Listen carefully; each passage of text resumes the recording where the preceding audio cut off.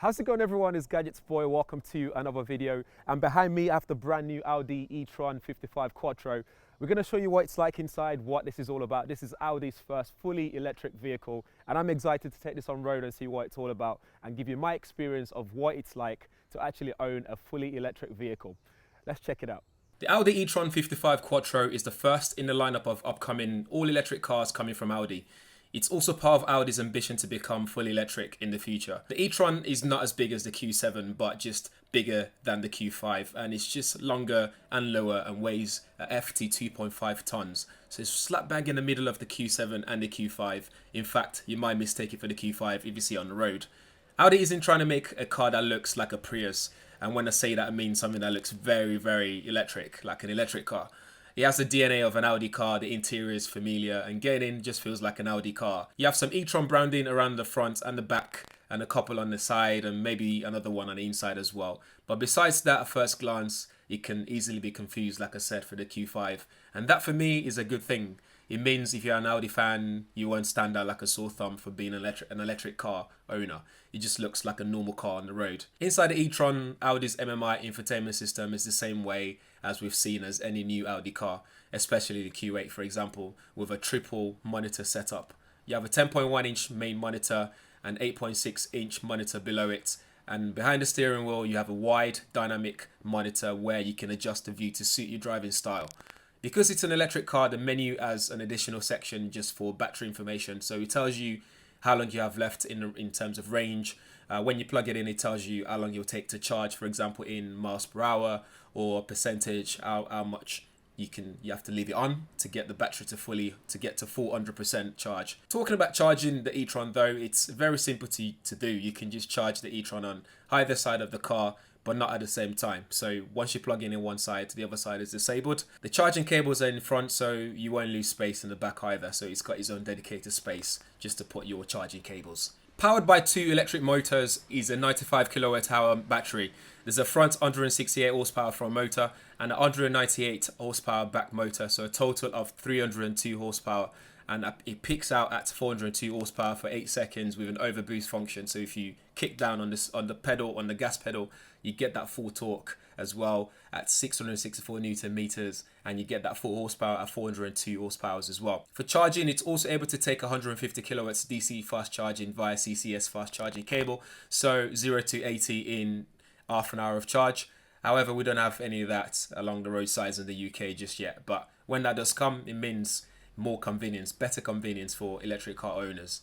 The e-tron can do 0 to 62 in 5.7 seconds with the best in class 0.27 coefficient drag, which isn't bad for a vehicle that weighs 2.5 tons.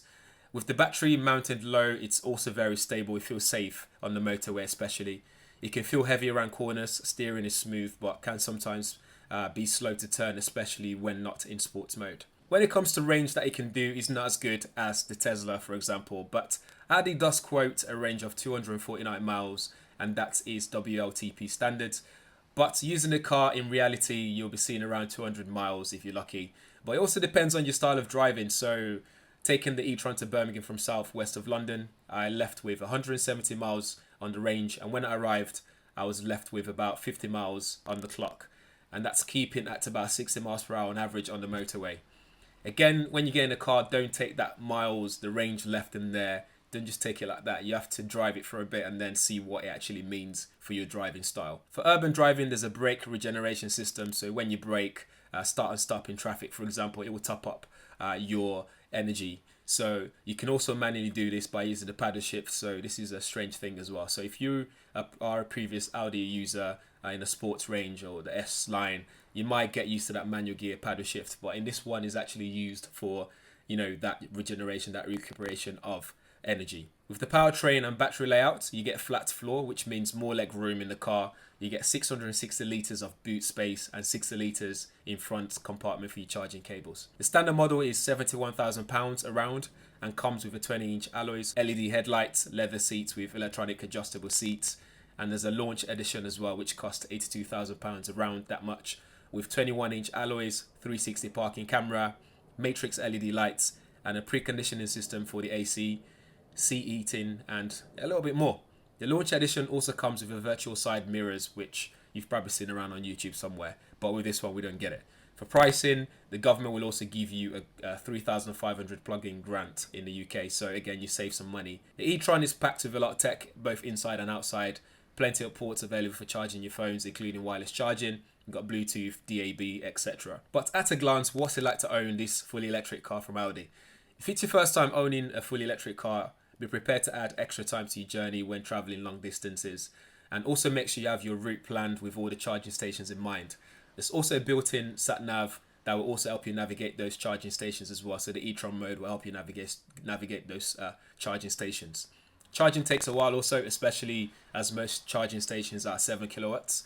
You can find the faster 20 kilowatts ones at service stations, of which the e-tron will allow 11 kilowatts of charge to come through. It's a little faster, but again, you still have to wait around for it. Using the Tesla charging point in Birmingham, I was able to recoup 27 miles per hour. So leaving it there for about 3-4 hours, I was able to get a lot of mileage there to get me back to London. Although the e-tron is expensive to buy, on the bright side, you save so much on travel costs. Using the Zap map, you can find free charging points, for example, and the ones that aren't free cost next to nothing. I mean, a full charge next to my house set me back £15. My trip to Birmingham and back from London cost me nothing, thanks to that free Tesla charging point that I found. There's also a lot to learn about owning an electric car, so do your own work. And there's a community out there who can help you with any worries and any questions you might have, which I find really, really comforting. So that's it for the Audi e-tron 55 Quattro. Guys, let me know what you think in the comments below. If you need any more information, check out the description area. In the meantime, if you haven't subscribed yet, make sure you subscribe and hit that bell notification button so you'll be one of the first people to know every time there's a video on this channel. Thank you for watching. Catch you guys in the next one. Ciao.